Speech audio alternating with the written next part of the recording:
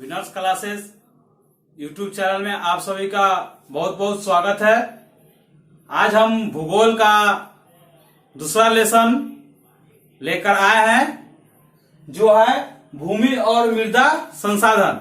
हम इस पाठ के बारे में आप सबों को बताएंगे कि भूमि और मृदा संसाधन होता क्या। पहले तो हम यह जानेंगे कि भू संसाधन कहते किसे है, चाहे होता क्या है। भू संसाधन यानी इसको हम भूमि संसाधन भी कहते हैं। प्राकृतिक संसाधनों में भू संसाधन सबसे महत्वपूर्ण है, क्योंकि भूमि हमारे जीवन के आधार पर प्रदान करती है। हम भूमि पर रहते हैं, इस पर खेती करते हैं, मकान बनाते हैं और हमारी जरूरत के लिए अधिकांश संसाधन भूमि से ही प्राप्त होती है। और हम यह भी जानें कि भारत में कई तरह की भूमि है, वह हम आप लोगों को यह बता देंगे कि कई तरह की भूमि है। इसमें कई तरह की भूमि है, जैसे पठार हो गया आपका, पहाड़ हो जाएगा, मैदान भी हो जाएगा,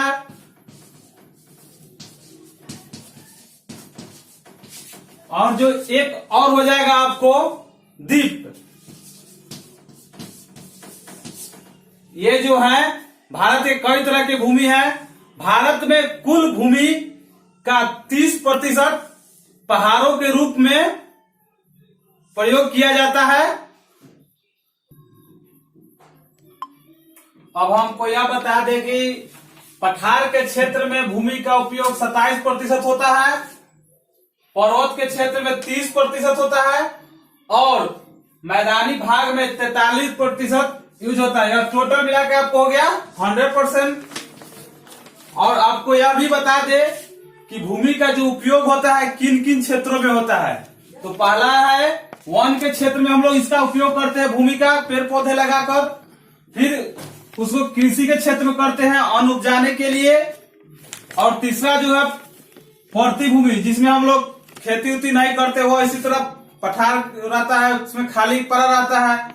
और भी होते हैं, जैसे चौथा जो होता है चारागाह के रूप में, बहुत सारे, लेकिन आपको 3 ही आपको महत्वपूर्ण है, सबसे ज्यादा पढ़ना है।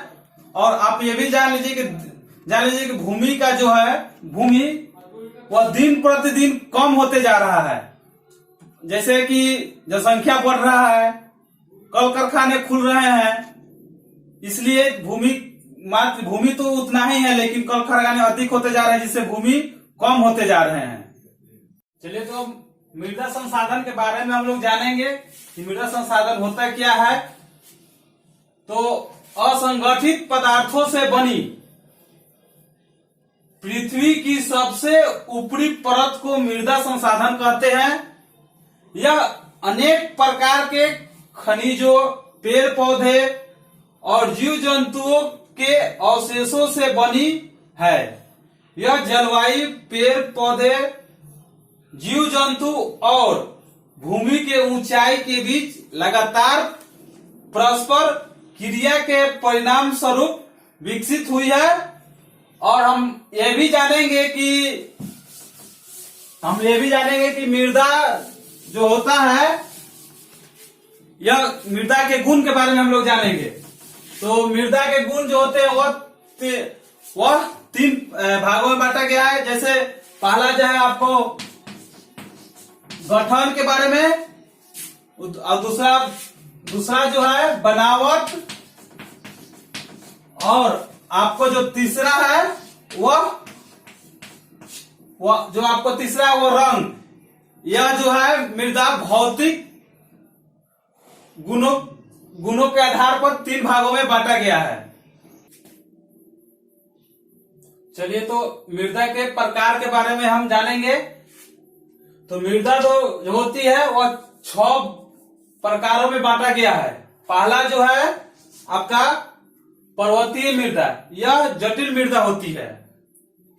दूसरा है आपका जलोढ़ मृदा, यह दक्षिणी प्रायद्वीप के सीमावर्ती भाग में पाई जाती है और इसमें जो होते हैं 6.4 करोड़ हेक्टेयर उपजाऊ भूमि है इसमें। अब हम जानेंगे आप तीसरा मृदा के बारे में। चलिए, तो तीसरा आपका है काली मिट्टी या काली मृदा कहिए। यह जो है ढक्कन के लावा प्रदेश में पाई जाती है। यह महाराष्ट्र के गुजरात, कर्नाटक, आंध्र प्रदेश, तमिलनाडु के कुछ भाग में पाया जाता है।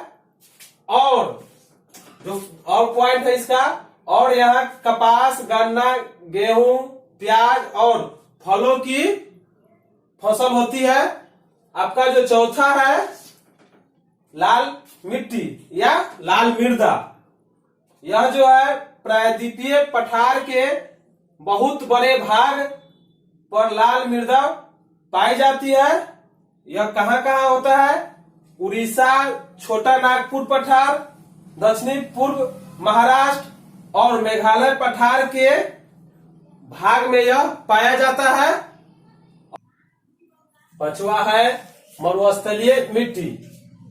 यह मृदा में पौधे एक दूसरे से बहुत दूरी पर मिलते हैं, यानी कि यह नजदीक नहीं मिलते हैं। एक पौधे यहाँ हुआ तो दूसरे कहीं और मिलेंगे, माने नजदीक नजदीक यहाँ पे पौधे आपको देखने के लिए नहीं मिलेंगे। इस मृदा का रंग लाल या हल्का भूरा रंग का होता है। यह मृदा पश्चिमी राजस्थान, सौराष्ट्र, कच्छ, पश्चिमी हरियाणा और दक्षिणी पंजाब में पाई जाती है। और जो आपका छठा है लेटेराइट मिट्टी। यह मृदा का विस्तार 1.3 करोड़ हेक्टेयर से भी अधिक है। और जो यह मध्य प्रदेश, झारखंड, उड़ीसा, असम और मेघालय के ऊंचे एवं भारी वर्षा वाले भूभागों में पाई जाती है। और यहाँ जो फसलें होती है, जो पैदा होती है, वो है रबर, हलवा, चाय, ज्वार, बाजरा और गन्ना। ये सब फसल है जो आपको लेटेराइट मिट्टी यहाँ पर उपजाई जाती है।